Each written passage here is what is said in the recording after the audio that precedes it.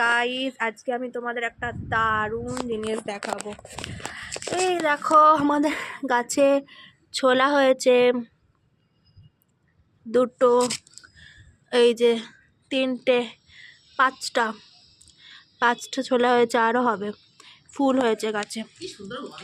আর এই গাছগুলো আমার বান্ধবী হিমলি দিয়েছিল, আমি এগুলো বীজগুলো পুঁতে দিয়েছিলাম, পাতা বেরিয়েছে।